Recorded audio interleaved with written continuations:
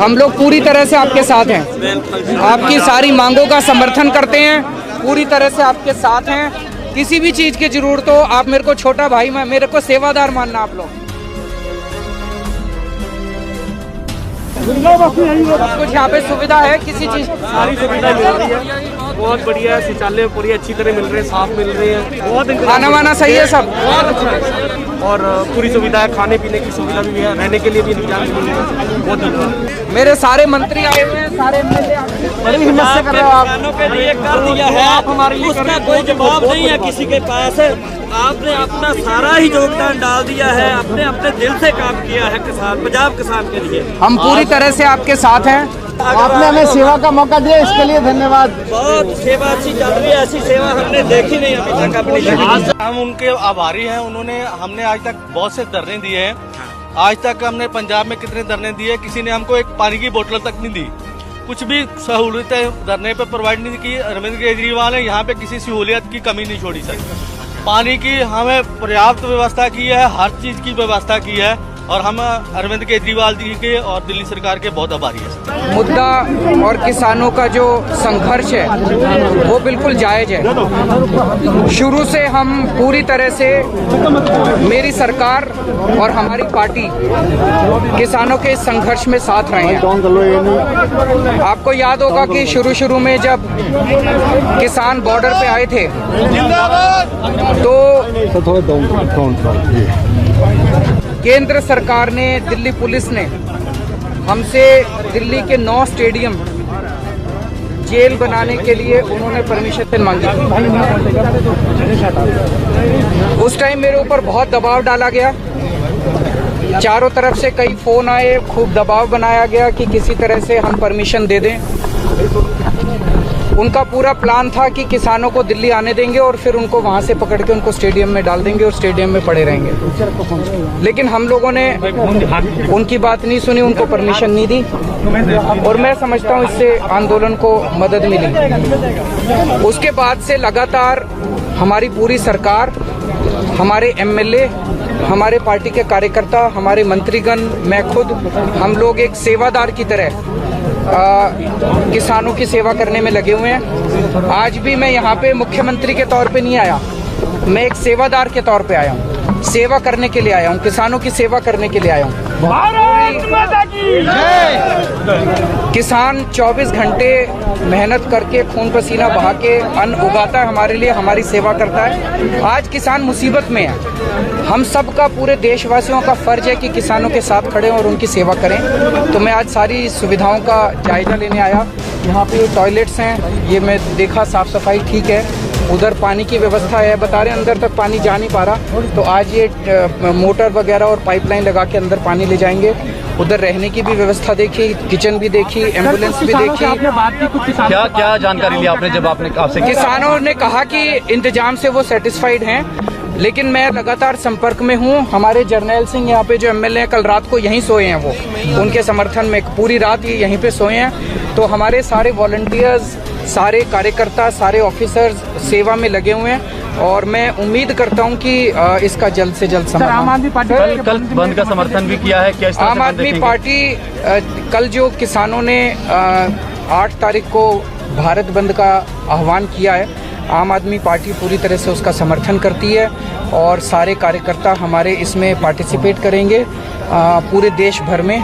और मैं उम्मीद करता हूं कि पूरे शांतिपूर्ण तरीके से पूरे देश के अंदर सब लोग इसमें शामिल हों। मैं पूरे देश के लोगों से अपील करता हूं कि सब लोग इसमें शामिल हों। 4 मंडियों को बदला गया है, आपकी तरफ से जो 4 मंडियों को बदला गया है, जो उनको कानून जो लागू किए गए हैं, वो गलत अफवाहें फैलाई जा रही हैं, ये बिल्कुल गलत है। जो 9 स्टेडियम की आपने बात की, 9 स्टेडियम को जेल में बदलने की, उसका आपको क्या रहा कि कितना प्रेशर कुछ डाला आपने? कहा बहुत प्रेशर उस टाइम आया था, कई लोगों के फोन आए थे कि इसको कर दीजिए, क्योंकि इनकी पूरी प्लानिंग ये थी केंद्र सरकार की उस टाइम कि इनको अंदर आके और उनको स्टेडियम में सबको डाल दिया जाएगा और इस तरह से आंदोलन खत्म हो जाएगा। लेकिन हम लोगों ने भी अपनी आत्मा की आवाज़ सुनी। कई बार ऐसा होता है कि आपको इसकी चिंता नहीं करनी होती कि इसके परिणाम क्या निकलेंगे, आपको अपनी आत्मा की आवाज़ सुननी होती है। ये बहुत बड़े गंभीर मामले के ऊपर सुबह सुबह मैंने आप सब प्रेस के साथियों को और पार्टी के कार्यकर्ताओं को परेशान किया है। जब से किसानों का आंदोलन दिल्ली तक पहुंचा है, केंद्र सरकार काफी घबराई हुई है। केंद्र सरकार ने सोचा था कि लाखों किसानों को दिल्ली के स्टेडियम के अंदर जेल बनाकर कैद कर दिया जाए, और दिल्ली के मुख्यमंत्री अरविंद केजरीवाल ने यह करने से मना कर दिया। केंद्र सरकार के दबाव के बावजूद हमने इसकी इजाजत नहीं दी, और दिल्ली सरकार का यह मानना है कि ये किसान पिछले 6 महीने से अपने अपने राज्यों में आंदोलन कर रहे हैं, सड़क पर हैं, और केंद्र सरकार ने इनकी बात नहीं सुनी। इसलिए आज इस मौके पर इनको दिल्ली की तरफ आना पड़ा है ताकि केंद्र सरकार इनकी बात सुने। कल दिल्ली के मुख्यमंत्री अपने पूरे मंत्रिमंडल के साथ उन किसानों से मिलने दिल्ली के शिंगू बॉर्डर पर पहुंचे और किसानों को कहा कि मैं आपके सेवादार की तरह आपके लिए पूरी सरकार के दौरान आपकी सेवा करेंगे। आपकी सहूलियतों की चिंता इस सरकार को है। और तब से केंद्र सरकार घमंड के कारण तनाव में है। जब से मुख्यमंत्री सिंगू बॉर्डर से किसानों से मिलके आए हैं और किसानों को समर्थन देके आए हैं, केंद्र सरकार की मिनिस्ट्री ऑफ होम अफेयर्स के इशारे पे, एमएचए के इशारे पे, दिल्ली पुलिस ने दिल्ली के चुने हुए मुख्यमंत्री को अपने ही घर में चारों तरफ से बैरिकेड लगाकर लगभग नजरबंद किया हुआ है, हाउस अरेस्ट किया हुआ है।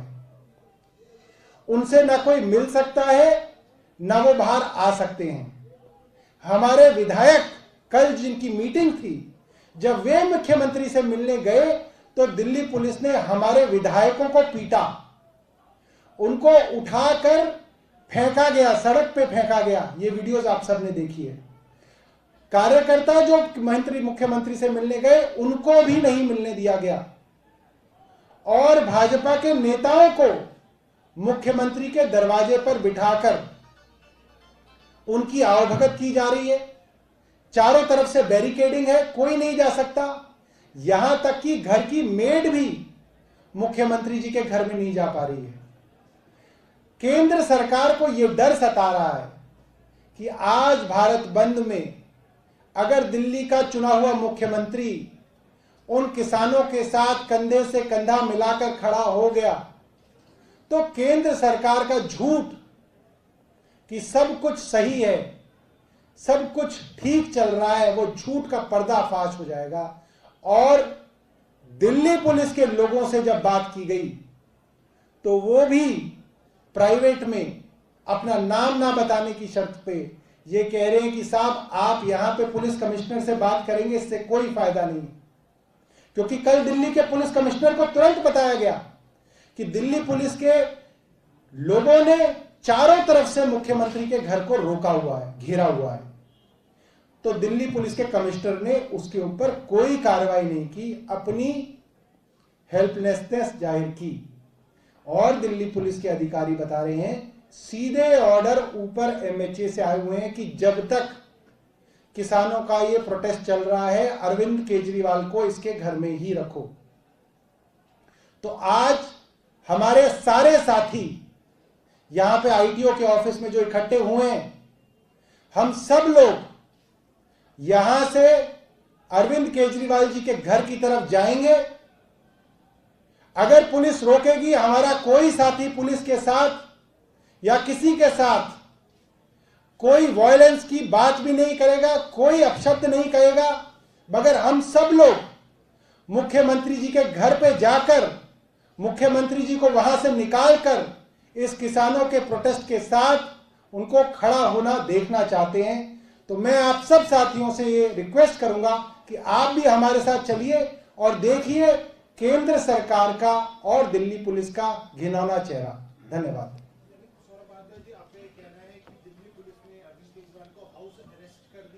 जी पूरी तरीके से अरविंद केजरीवाल जी से ना कोई मिल सकता है, ना अरविंद केजरीवाल किसी से मिल सकते हैं, ना वो घर के बाहर जा सकते हैं। हमारे विधायक तक को अंदर जाने की मनाही है और वहां पर बैठे भाजपा के नेताओं को दिल्ली पुलिस सुबह शाम दोपहर का खाना, नाश्ता और डिनर दे रही है,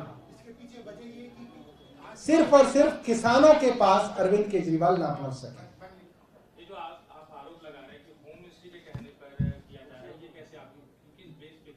देखिए, ये दिल्ली पुलिस होम मिनिस्ट्री की तो है।